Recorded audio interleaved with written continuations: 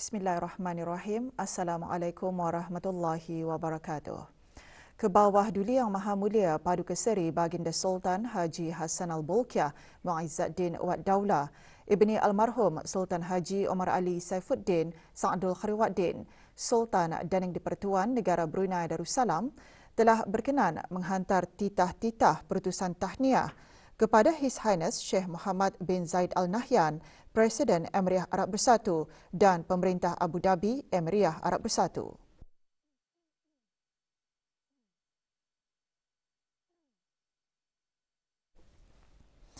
Dan His Highness Sheikh Mohammed bin Rashid Al Maktoum, Naib Presiden, Perdana Menteri, Pemerintah Dubai dan Menteri Pertahanan Emiriah Arab Bersatu bersempena dengan sambutan Hari Kebangsaan yang ke-51 Emiriah Arab Bersatu.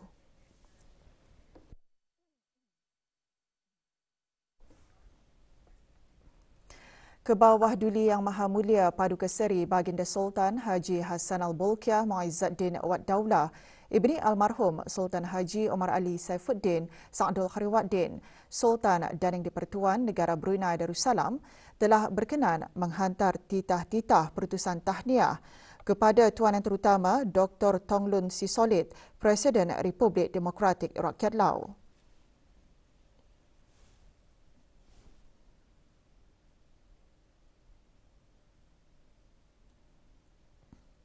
Dan Tuan Yang Terutama Dr. Pankam V. Pavan, Perdana Menteri Republik Demokratik Rakyat Lao serta Kerajaan dan Rakyat Republik Demokratik Rakyat Lao sempena dengan Hari Kebangsaannya yang ke-47.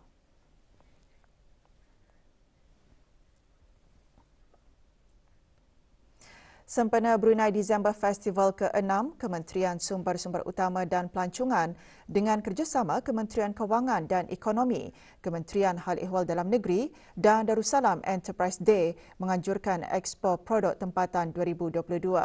Expo selama 4 hari itu menyediakan platform bagi pengusaha-pengusaha tempatan mempromosikan dan meluaskan lagi pasaran produk mereka. Majlis pelancarannya berlangsung di Pusat Persidangan Antarabangsa Bridex, Jerudong.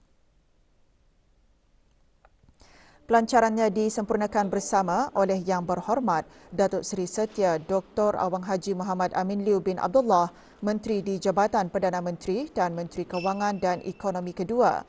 Yang Berhormat Datuk Seri Setia Dr. Awang Haji Abdul Manaf bin Haji Metusin, Menteri Sumber-Sumber Utama dan Pelancongan. Dan Yang Berhormat Datuk Seri Setia Awang Haji Ahmadin bin Haji Abdul Rahman, Menteri Hal Ehwal Dalam Negeri.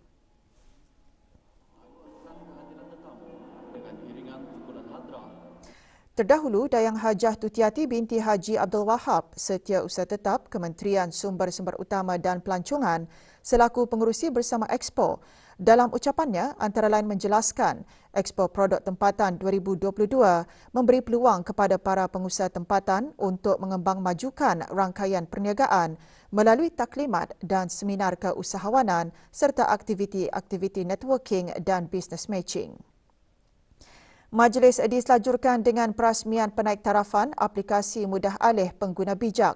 Lebih 200 peserta mengambil bahagian dalam expo tersebut, terdiri daripada pengusaha-pengusaha dan syarikat-syarikat tempatan serta majlis-majlis perundingan kampung. Expo dibuka bagi kunjungan orang ramai sehingga 4 Disember ini dari pukul 9 pagi sehingga 9 malam.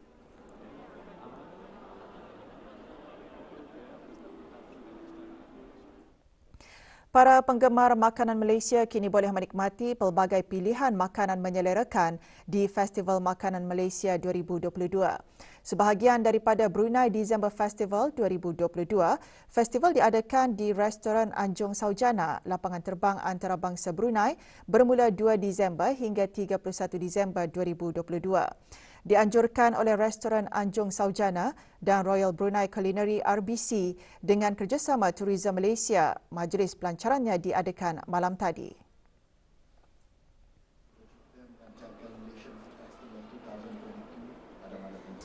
Pelancaran festival dirasmikan oleh Yang Berhormat Datuk Seri Setia Dr. Awang Haji Abdul Manaf bin Haji Metusin, Menteri Sumber-Sumber Utama dan Pelancongan.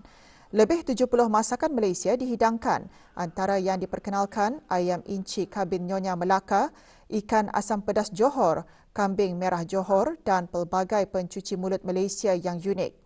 Juga hadir Nur Izira Mahadi, Timbalan Pesuruhjaya Tinggi Malaysia ke negara Brunei Darussalam.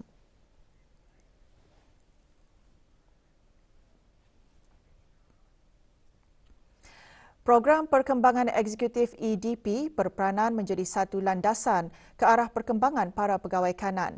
Perkara tersebut antara yang ditekankan oleh Brigadier Jeneral Bersara Datuk Seri Pahlawan Awang Haji Abdul Razak bin Haji Abdul Kadir, Timbalan Menteri Pertahanan semasa majlis penutupan program berkenaan.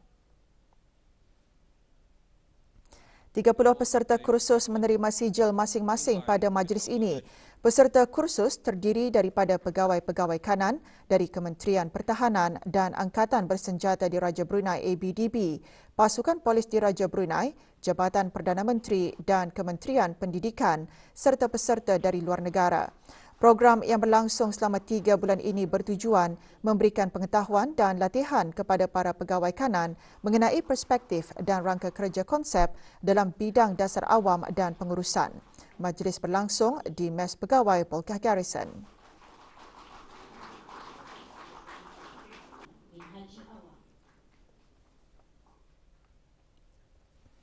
Laman sesawang Politeknik Brunei kini berwajah baharu. Perasmiannya berlangsung semasa majlis sambutan ulang tahun Politeknik Brunei ke-10.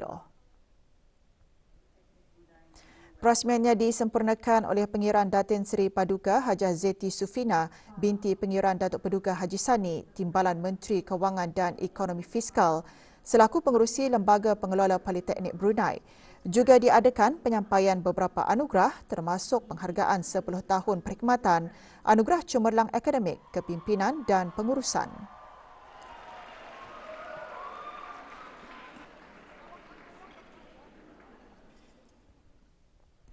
Sempena istiadat perkahwinan diraja yang akan berlangsung pada bulan Januari 2023, Radio Televisyen Brunei mengadakan peraduan mencipta dan menerbitkan lagu perkahwinan diraja. Peraduan dibuka sehingga 19 Disember 2022. Peraduan dibukakan kepada rakyat dan penduduk tetap negara ini yang berumur 18 tahun ke atas. Borang dan syarat penyertaan boleh diperoleh di laman sesawang www.rtb.gov.bn. Penyertaan akan ditutup pada hari Isnin 19 Disember 2022 pukul 2 petang. Sebarang pertanyaan atau keterangan lanjut, email kepada rtbradio.program@gmail.com.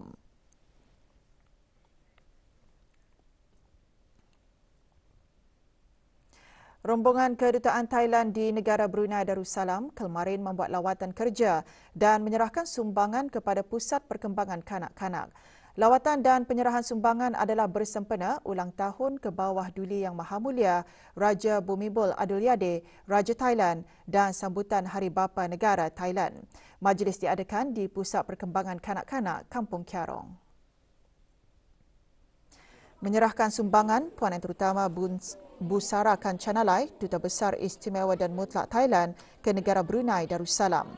Terdahulu, Puan Yang Terutama menyaksikan aktiviti kanak-kanak di taman permainan di pusat tersebut.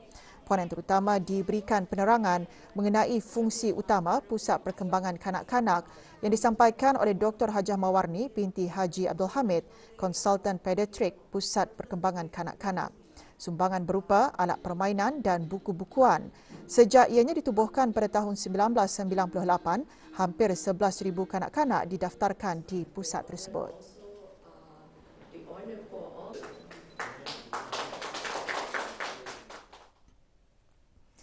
Dewan Bahasa dan Pustaka DBP mengadakan Bazar Buku 2022 sempena Brunei December Festival. Majlis Perasmian Bazar Buku 2022 diadakan kemarin di Perpustakaan Dewan Bahasa dan Pustaka Daerah Tutong. Pelancarannya disempurnakan oleh Pengiran Haji Muhammad Hasnan bin Pengiran Haji Ali Hassan, Setiausaha Tetap Kebudayaan, Kementerian Kebudayaan, Belia dan Sukan. Majlis diselajurkan dengan pelancaran 9 buah buku terbaru terbitan DBP.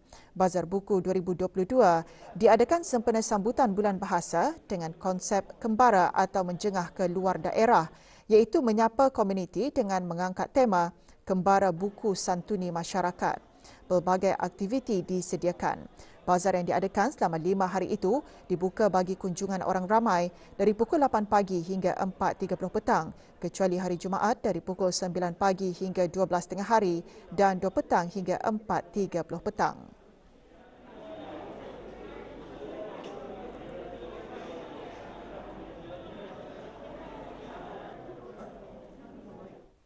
Setiap pengolahan dan keratan lagu tradisi kanak-kanak Brunei sudah pasti memberikan impak yang besar kepada kehidupan masyarakat, khususnya golongan kanak-kanak. Setiausaha Tetap Kemasyarakatan Kementerian Kebudayaan Belia dan Sukan menyatakan perkara tersebut semasa Festival Sastra dan Seni Budaya Melayu Brunei, nyanyian kanak-kanak tradisi Brunei, pertandingan sketsa. Majlis berlangsung di Dewan Bahasa dan Pustaka Brakas. Menurut Dayang Haja Nur Ashikin binti Haji Johari, lagu tradisi kanak-kanak perlu dilestarikan dan dipertahankan kerana ia merupakan sebuah khazanah yang bernilai. Sebanyak 5 kumpulan terdiri daripada pelajar sekolah menengah dan mahasiswa institusi pengajian tinggi menyertai pertandingan anjuran Dewan Bahasa dan Pustaka itu. Kumpulan Ika Sukma dari Sekolah Ugama Arab Menengah Perempuan Raja Isteri Pengiran Anak Hajah Saleha muncul juara pertandingan dengan membawakan sketsa bertajuk Saloi Oh Saloi. Juga hadir Dr. Siti Nur Khalbi binti Haji Wasalfilah, Timbalan Setiausaha Tetap Kebudayaan, Kementerian Kebudayaan Belia dan Sukan.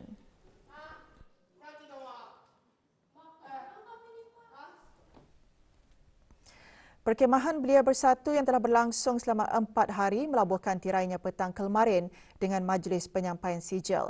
Program tersebut merupakan kerjasama antara Jabatan Belia dan Sukan, Kementerian Kebudayaan Belia dan Sukan dan Persatuan Bekas Peserta Program Kapal Belia Asia Tenggara dan Jepun Bersatu. Penyampaian sijil disempurnakan oleh Awang Haji Zakaria bin Haji Serudin, Setiausaha Tetap Kementerian Kebudayaan Belia dan Sukan. Perkemahan ini dihasrat dapat memberikan hasil yang positif bagi para peserta dan membuka potensi mereka untuk merasai sendiri menjadi seorang pemimpin bertanggungjawab, berkeyakinan dan bersatu padu. Di sini saya mempelajari pelbagai, contohnya saya mempelajari cara leadership, bertanggungjawab, disiplin dan banyak lagi. Status harian normal baharu COVID-19. Satu kes berada dalam kategori 5 iaitu memerlukan rawatan di unit rawatan intensif ICU dengan satu kes berada dalam kategori 4 iaitu yang memerlukan bantuan oksigen dan di bawah pemantauan rapi. Kementerian Kesihatan memaklumkan 604 kes dilaporkan sembuh.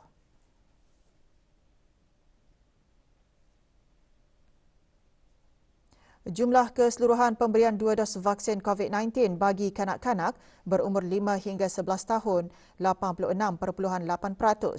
Bagi remaja berumur 12 hingga 17 tahun yang mendapat 3 dos vaksin 62.1%. Dan liputan bagi rakyat dan penduduk negara ini yang mendapatkan 3 dos vaksin 78.9%.